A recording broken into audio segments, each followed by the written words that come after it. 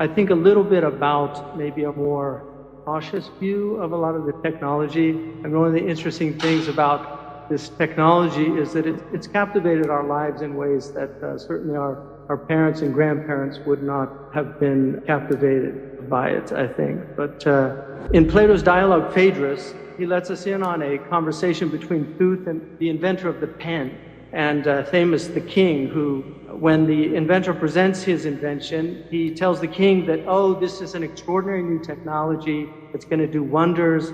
It's going to enable human beings to preserve their knowledge. Well, the king tells him it's not for the inventor to tell us what the benefit of the invention is, but for others who are going to look at the invention to tell. And the king tells him that it's quite the opposite of what you think, that the introduction of the pen is going to cause the loss of knowledge and not the preservation of knowledge, because people will no longer rely on their memories, that knowledge won't come from inside of themselves, but from outside of themselves. The interesting thing about that story is that inventors often, in fact almost always, invariably tell us about the upsides of their technology and their inventions.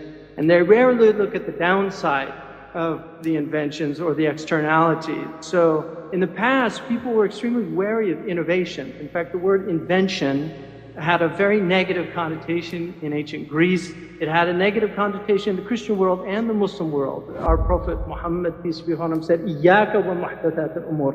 Beware of novelties, because religion by its very nature is a conservative enterprise, but it also is very wary of destabilizing elements. When things change too rapidly, things become destabilized. It was Machiavelli who really put a positive spin on inventions in the print.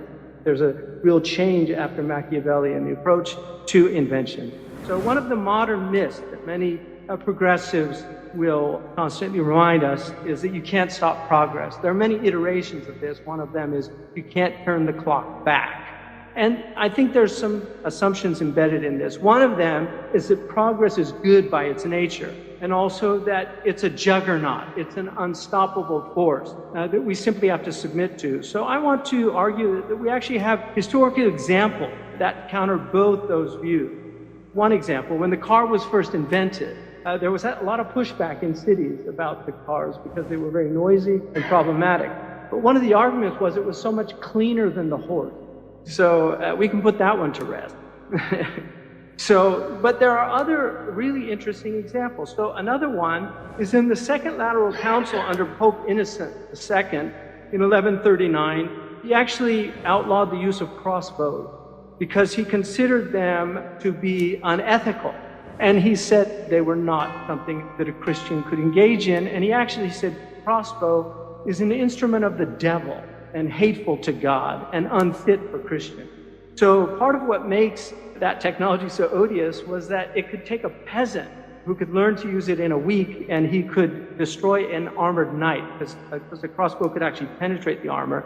And this knight, who took 10 years to master his martial arts, would simply be killed at the hand of this peasant.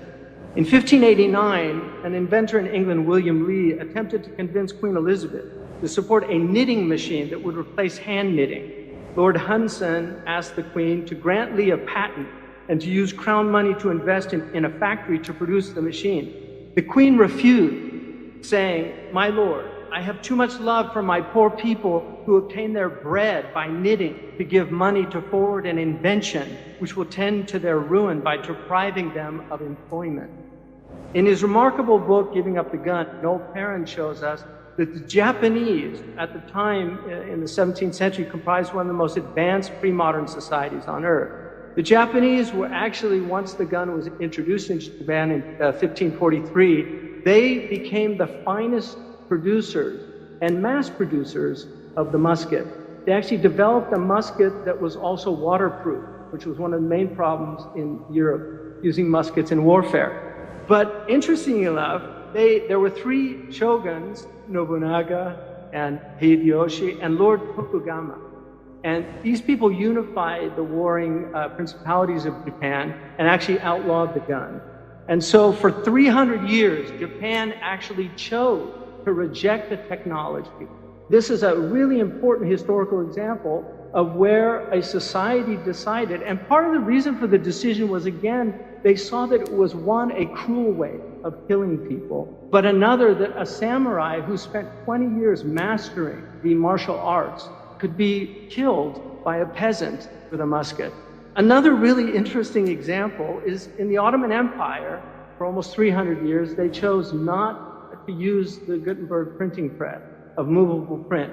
One of the myths is they did it because they were worried about knowledge coming in to the Ottoman Empire, which is actually not true. The main reason why they did not use the printing press is there were tens of thousands of scribes that would have lost their jobs because of this. And I think this is an aspect that we really don't think about when we think about AI.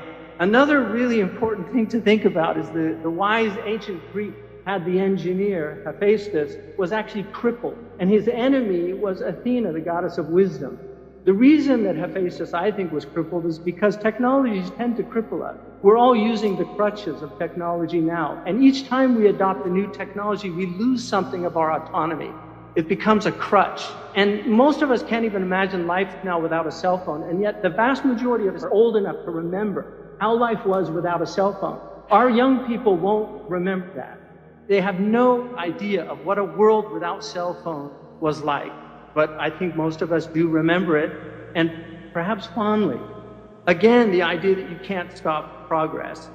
I think it's a very dangerous idea if that progress is harmful. One of the really tragic aspects of modern technology, I think, is the alienating nature of the technology, the distraction of the technology, the fact that we're constantly checking our cell phones, we're constantly being distracted. Well, it's very interesting that Bethlehem, which was the first mental hospital in England, was actually called Bethlehem for the incurably distracted. We forget that distraction in English actually means mentally deranged. Franz Kafka, who I consider actually a formidable theologian, said that evil is whatever distracts.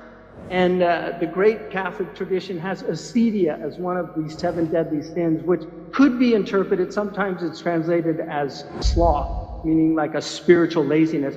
But it was actually understood by the great church desert fathers as distractibility, this idea of constantly being distracted.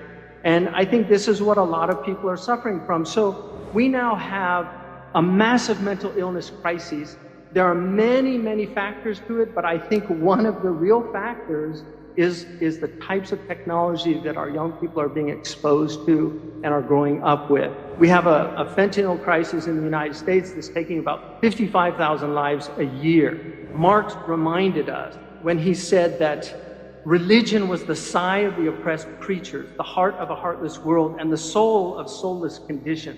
It is the opium of the people. In other words, Marx was actually trying to understand why people needed religion. Well, part of the reason was to numb them of the pain of the world, because it's a difficult place to be. If we don't have religion, then opium becomes the opium of people.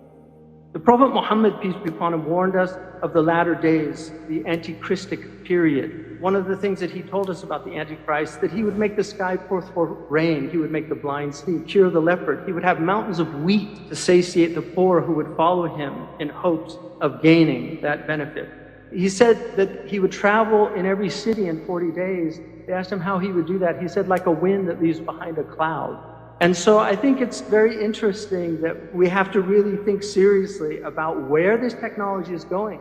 I go to universities, I walk through colleges, I see everybody bent over these machines. Something really has changed in a very short period of time. And change should always be considered with great deliberation. So where we're going, I don't know. But I think we have to think seriously about the dangers of AI, what people are going to do, and then also cui bono, who benefits from artificial intelligence? Who benefits from it? When we eliminate all these jobs, when people get universal income, what are they going to do? How are they going to live? What is the purpose of life? What type of meaning in life will they have? I think these are all serious questions that we have to greatly consider. One of the verses that was revealed in the Quran says, فَأَيْنَ تَذْهَبُونَ? Where then are you going? And I think this is something we have to ask ourselves, because God allows U-turns on the road of life. And I think the possibilities of metanoia should be very seriously considered.